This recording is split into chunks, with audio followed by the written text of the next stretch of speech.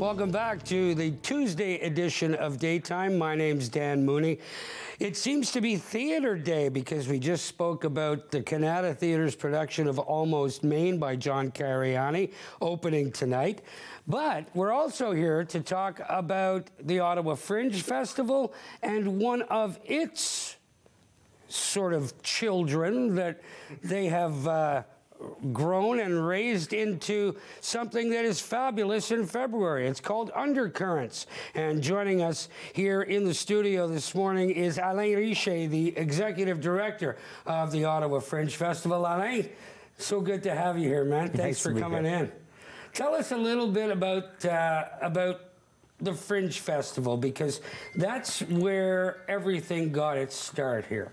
Yeah, so the Fringe Festival, which is our June summer festival, we celebrated 25 years last year, so we're entering our 26th festival this year in 2023, and so that's running in June, and that's kind of the main event. That's what we spend all of our time throughout the year working towards. You know, it includes between 40 and 50 shows, productions from local, national, and international artists that come, and upwards of 300 performances over the 11 days of that festival.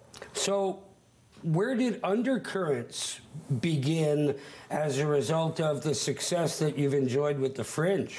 Yeah, Undercurrents started, so we're in our 13th season, so it started 13 years ago with the Great Canadian Theatre Company.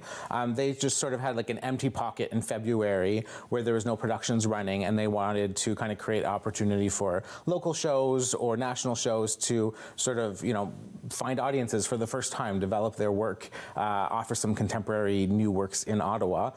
Eventually, we took over the festival, and we have had for the last, last while, and have sort of developed it into being a nice, robust festival that is got a lot of local works. We're bringing in some international works anywhere, you know, Montreal, Toronto, St. John's, Newfoundland, artists that are coming in to present work to Ottawa audiences, so that they can kind of get a taste of what national theatre is. And so you're excited about this year's lineup. I mean, you go from drama to clowns to singing nuns. Yes.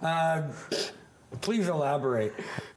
It's a curated festival, so we have a lot of fun trying to find shows that kind of will suit well so that there's a variety of experience.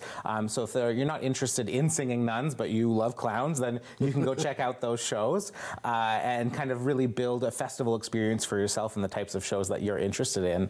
And it's, you know, sometimes theater can be political or it can be serious, but that, you know, there are lighthearted and comedic ways that you can sort of touch upon subjects that are touching all of us every day, and you know, we believe that it can be comedy. For sure, absolutely. Now, Undercurrents has enjoyed some success for the last 13 years, and now there's an offshoot of that. It's called the Discovery Series. Please tell me about that. Yeah, we're a few years into the Discovery Series, and what that is an opportunity for pieces that are being written or developed to kind of find an audience for the first time.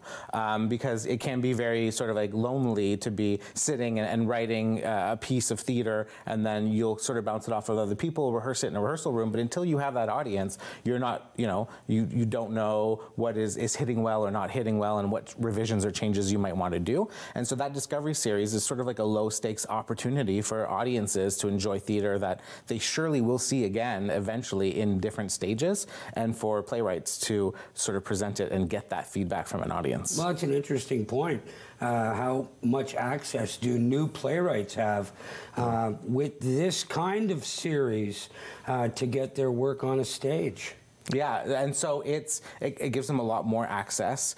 We also have what's called an underdevelopment program, which is even sort of before that, where we will help you and support you to kind of in the writing stages of your program, of your play, so that, you know, you have an idea, but it's not on paper yet. Well, what support can we offer you so that you can write that play out, and then eventually move on to performing it at festivals like Undercurrents? Yeah, it's such an arduous journey to get your play from Act 1, Scene 1 to the finished product, for Absolutely.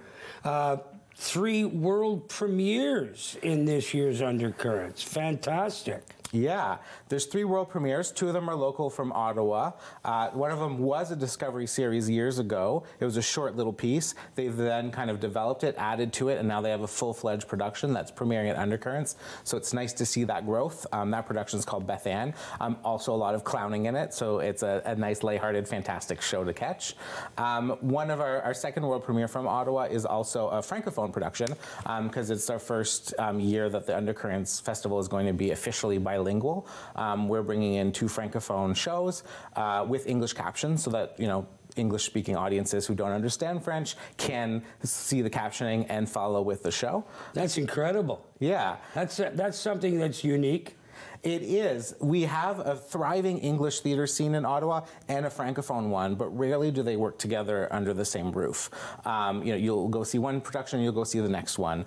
So it's really an opportunity this year that we're taking to sort of have French and English theater artists and shows support each other, come check out each other's work, and get those audiences to sort of mingle.